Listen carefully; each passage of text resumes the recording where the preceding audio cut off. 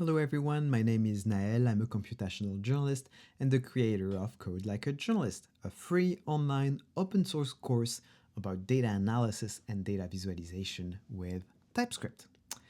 Today's lesson is about data structures. I'm going to do it with you.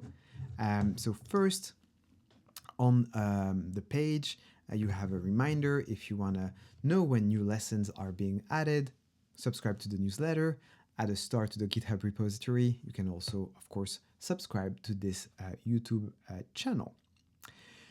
So data structures, they are of course very important. You need to structure your data to be able to efficiently process it and analyze it. So the most common data structures are objects and arrays, which are also called lists. We are going to set up a project for that. I'm going to split the screen, open Visual Studio Code. Here we go. I was already in my folder. Let's do everything from scratch for you. So here I can make the font size bigger. So you can create a new folder or reuse a folder that you have on your computer. I have my test folder on my desktop. Here we go. And we are going to create two files, main.ts with console log hello and dino.json. Good. Okay. And now we can do dino run or watch check main.ts to watch main and rerun it every time we save. Okay, let's start with object. And I think I can just shoot much better. Objects. So objects store data as key value pairs with curly brackets, with each pair separated by a comma. You can see an example down here. So if we copy this in our code, you can see that we have a constant variable student. We have curly brackets, open and close. And in it, we have, so the curly brackets mean this is an object. And in it, we have keys, first name, last name, gender, age. For each key, we have a value associated to it. First name, Nael, which is a string. We can see that with the quotes. Last name, Shiab, my last name. Gender, man. And my age, 22. We can see that 22 is a number because there is no quotes around it. I'm not 22. I'm older than that. And on the line 7, we are logging student. And this is what we're seeing here in the terminal, an object. The keys in an object can be written, are just plain identifiers. You can have spaces in them. So first name could be written like this if you want.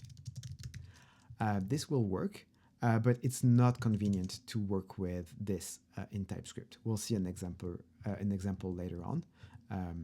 So we'll keep plain identifiers without special characters like spaces in the keys. If you want to know the types of an object, you can hover over it, of course, and you can see that we have the variable const. We have the constant variable student, and in it we have an object with first name, which is a string, last name, string, gender, string, and age, number. We have a type description of this object. If we want to access the value of an object, we use a dot, like this. When you use a dot in an object, since everything is typed, IntelliSense is able to kick in, and you can see that with your arrow, up and down arrow on your keyboard, you can select the one that you want, and you have the type being indicated directly in the pop-up. This is very convenient. Right now, of course, we have a very short script, so we know that gender is a string. But when you have a lot of files and very long scripts, this is very handy. And so if we want to see the first name, for example, we can do student.firstname. And now you can see that we are logging just Nael, because we're saying, hey, in the student object, I want the first name. And so it's returning the value associated with this key in this object. If first name was written with a space, like this, you would need to call it this way, with square brackets, quotes, and then the key. Not very convenient. It's best when you can to keep plain identifiers, camel case plain identifiers. Now, if you want to modify the value of an object, you can use the same dot syntax. So you can do student.age, for example, equals 100. This works.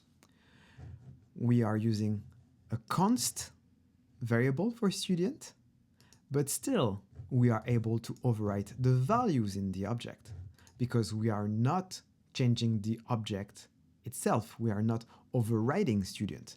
For example, if we try to do this, we'll get an error because now we are overriding the whole object by something else. If you modify just a value in it, that's allowed. There is ways to freeze object, but we'll maybe see that later on. So now if I do console log student, you see that here it was 22, but we override it over there. And so now student, when we log it, shows an age of 100. This is how you can modify a value in an object. Something that is really nice with objects in TypeScript is that you have auto completion and checks, right? So if I do a dot, of course I have access to all of the keys available, but it's also a type check. If I try to access something that does not exist, I'll have an error right away while I'm typing it. Very convenient. Of course, if I try to run this, I'll also encounter an error when running the script. But even before running it, you saw we had an error popping up already, which is very convenient. You will avoid many, many typos and stupid mistakes thanks to this live type checking in VS Code. So this is it about objects. You have keys and you have values. Now let's talk about arrays. So the difference with objects is that instead of using curly brackets, you use square brackets. So this here is an array of strings, first names, inside the constant variable names. We are using square brackets. And each item in the array is separated by a comma. And the big difference is that the order is always respected in a list, in an array. In objects, it's not. You are using the key to retrieve a value, but in an array, everything will always stay at the same place with indexes. You can also check the type of names right now. So you can see that we have a string in an array. So this is an array of strings. It's a list of first names, just strings in an array.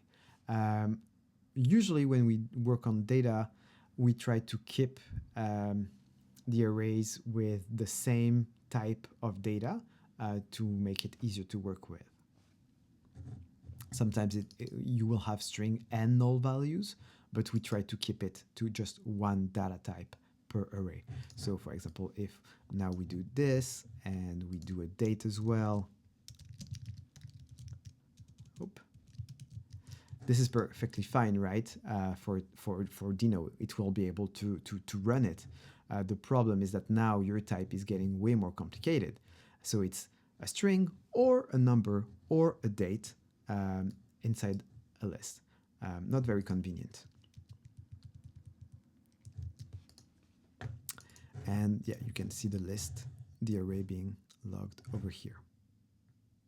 So because everything is ordered, you can use indexes to retrieve values. So if we do this, so we have a list of first names over here. If we want to retrieve the first name, we can use the index for that. Indexes in TypeScript start at 0. So we can say names, I want the list, and I want the item at the index 0 in it. And so now, if we save, you can see that this here student is James, because James in this list is index 0. John is indexed 1. So if we do name 1, now we have John being logged. Patricia is 2, and Jennifer is 3. If we try to do 4, we'll have an undefined value because there is nothing at the index 4. If we try to do -1, we'll have nothing too because there is nothing before James. Indexes start at 0. If we want to modify a value in an array, we can use the same syntax. So here, for example, we are saying, hey, grab names, grab the value at the first index, so James, and replace it with Nael. So now, if you log this, you can see that instead of James, we have Nael at the first position. If we want to replace Jennifer, which is index 3, you can see that we have James, John, Patricia, and Nael. This is how you can change the value of a list. Of course, everything is typed. Do I have an example here? So if I try to put a number, I'll get an error because here, this is an array of strings and only strings. If I try to put a number, I will have a type error. Number is not assignable to type string. Yeah, that's about it about names and about arrays, I think. Oh yeah, and also we created a list here with a const variable, but we are still able to change the values in the array with whatever we want, as long as it's the proper type, but we cannot change name directly, right? So if I try to overwrite names, this won't work. I can just change what's in it. And there's a way to freeze lists as well, but we won't really use it. Okay, properties. So arrays have properties, for example, a property named length. So if you have names and you do a dot, you have a list of all kind of things, including length, which is a property, and it's the number of items in an array.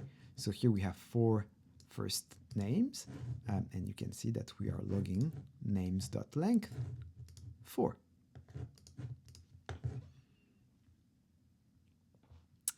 Lists arrays also have methods, and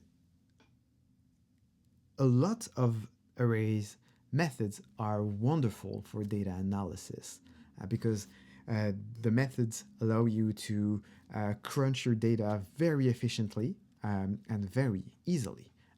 So we are going to see a few methods that you'll be using all the time in TypeScript. The first one here is push. So push adds a new item to a list. you can see that we have 4 names here. I'm using name.push, and I'm saying I want you to push Nael inside names. So now the result here is that we have the 4 names plus Nael has been added at the end. This is how you can add new items to a list. There's also a method called slice. Slice is pretty neat. It creates a copy of your array, and you can specify a starting index and a stopping index, which is not included. So here, for example, we have, again, 4 names, and we are calling slice on names here, and we're saying, hey, I want you to slice this array. I want you to start at 0, and I want you to stop at 2. So James will be in the new array, John will be in the new array, but Patricia, which is index 2, won't be. And this creates a copy of the array, and we put the copy inside the new variable names subset. And you can see that this is James and John. So when you want to grab a subset of an array, you can use slice. Let's talk about sort now. So we have our names again, and we are sorting them. Sort will sort the items inside the array. It's not creating a copy of it. And sort by default will sort in alphabetically strings. You can also sort numbers, dates. You can do all kinds of things with sort, but you need to pass extra parameters. We will do that in another lesson. So sort is quite nice. You can see here that we have James, John, Patricia, Jennifer. We sort, and now names is in alphabetical order. Includes is another one, very useful. So here we have marks. These are numbers. If we check the type, it's an array of number, right? And we can ask Dino to check if the array includes something. So is there 45 in this array? The answer is true. You can see that 45 is indeed inside this array. Is 100 inside this array? The answer is false. We don't have 100 in this array. Pretty useful when you're looking for something, or just if you need to check if something is in the array. After that, we have find. So the find method is also very convenient. It will search a matching condition in your array. For example, here we have our marks, and we're saying, hey, grab marks and find a mark that is greater than 50. So it will iterate. It will go through all of the values. 33, is it greater than 50? No. Okay, I'm checking the next one. 45, is it greater than 50? No. Okay, I'm checking the next one. Oh, 78, it's greater than 50. So I'm returning 78. It's just returning the first value that matches the condition. So above 50 here is 78. If we ask find to find a mark that is greater than 100, it will return undefined because none of the values in the array are greater than 100. So it will check all of them, and in the end, it will return something undefined. There's none. You can see it here. Filter works kind of the same way, except that it returns an array with all values matching the condition. So here, if we say, hey, I want to filter marks, I want just marks above 50, it will check this one, no, this one, no, this one, yes, I'm keeping it, this one, yes, I'm keeping it. And it will create a new array with these values inside above 50. So in above 50, we'll have 78 and 98. But the original array is not changed. So you see here, we are logging marks and we have all of our values. But right after, we are logging above 50 and we have just 2 values in it. And finally, map. Map is very convenient when you want to convert or transform values in your array. All of the values will be modified and a new array will be returned. So here we have our marks as usual, and here we're saying, hey, map over all marks and grab each mark and multiply by 2.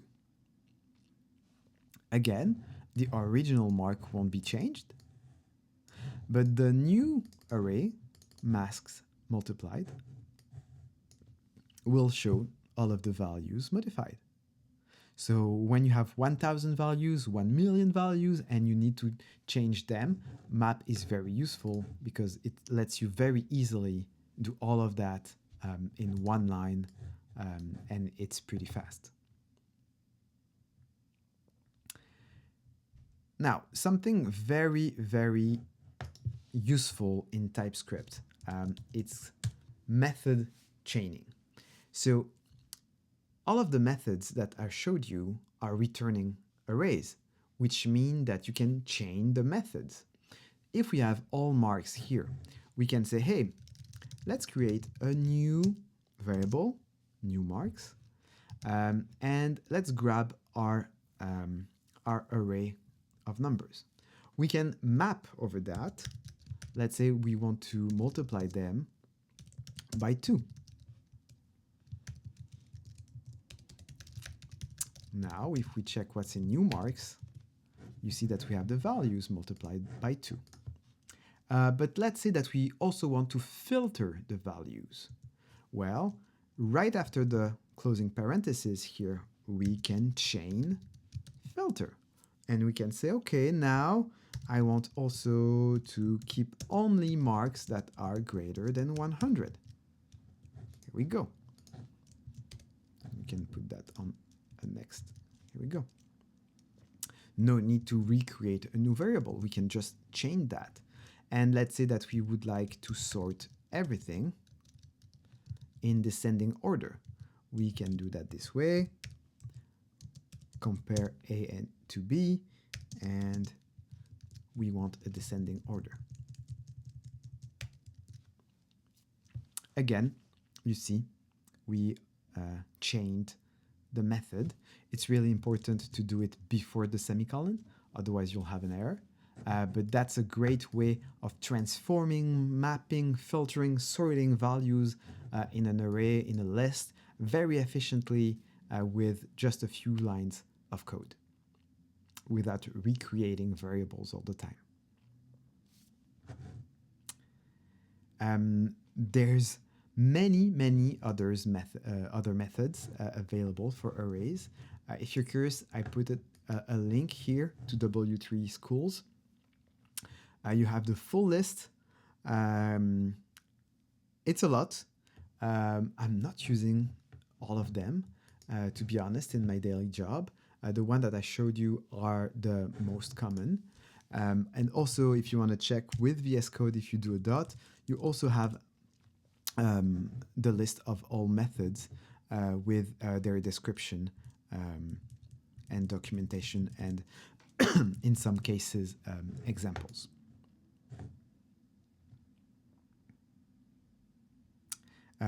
Also, the methods are typed, which is very neat because if you try to call a method that does not exist, TypeScript will tell you about it. So let's say that, I don't know, we want something called open. You'll have an error because there is no method open that exists. But if I use pop exists. So I'm not having an error. So again, types help a lot with that, and IntelliSense as well. So we talked about objects, which are great to store data inside an intuitive format with keys and values. But we also talked about arrays, which are great because they have methods to easily process and efficiently process data. So maybe we can combine the two together and do arrays of object. And arrays of objects are actually very common in data analysis and data visualization in TypeScript.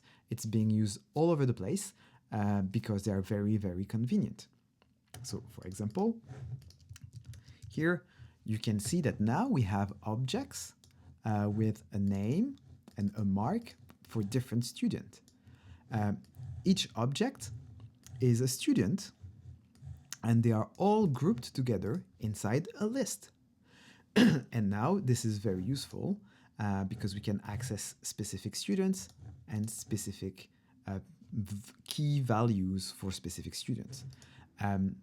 There's also, instead of doing a console log, we can do a console table. And now, as you can see below, you have a nice table being shown in your terminal. And basically, each row on your table is an object and your array. This works great because you have the same keys in all of your objects. And this is usually the setup that we will be using in our projects. Now, this is great because we can still use all of the arrays methods. So for example, here we have our students. It's an array of objects. And we can filter our students now very easily. We can say, hey, grab this array and filter each student. I want to check if the student mark, you can see how we did, let me push that on the next line. The student dot mark is greater than 50. And now we have a list inside student above 50 with just the students above 50.